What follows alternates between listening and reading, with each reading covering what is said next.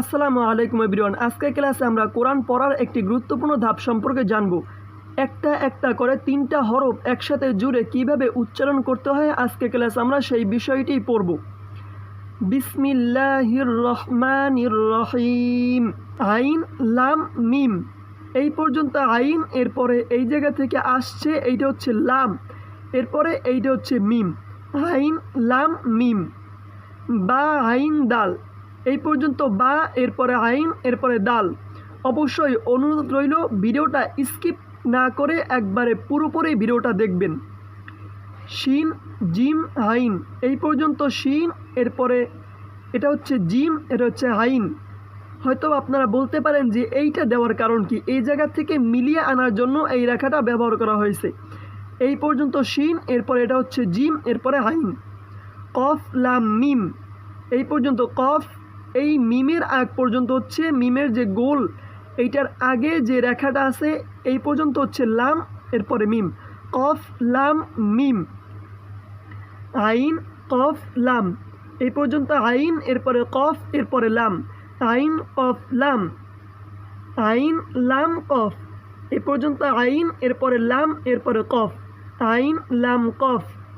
ভিডিওটা বিশেষ করে যারা নতুন কোরআন শিখতে চান তাদের জন্য অবশ্যই পুরো ভিডিওটা যদি দেখেন অনেক পরিমাণে আপনার ফায়দা হবে।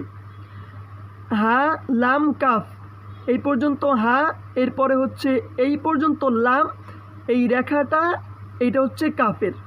তাহলে এই রেখাটার আগ পর্যন্ত দ্বারা আমাদের লাম এবং এই রেখাটার আগ পর্যন্ত হা, 3টা হরফ মিলে হা লাম মি কাফ।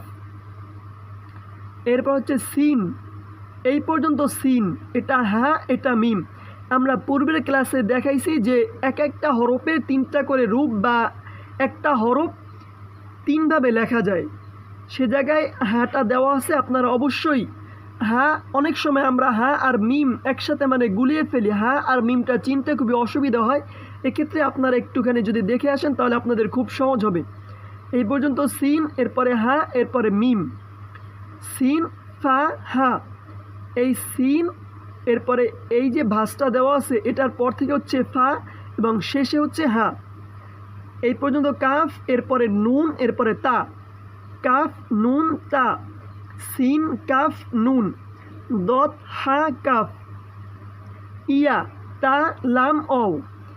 এই জায়গায় কিন্তু 4টা হরফ, আমরা উপরে পড়ছি 3টা হরফ, এই জায়গায় হচ্ছে 4টা হরফ। একটা একটা করে যদি আপনি বাড়িয়ে পড়তে পারেন তাহলে আস্তে আস্তে ধীরে ধীরে ধাপে ধাপে আপনি কোরআন শেখার খুব কাছাকাছি চলে যাবেন এবং শুদ্ধভাবে পড়তে পারবেন।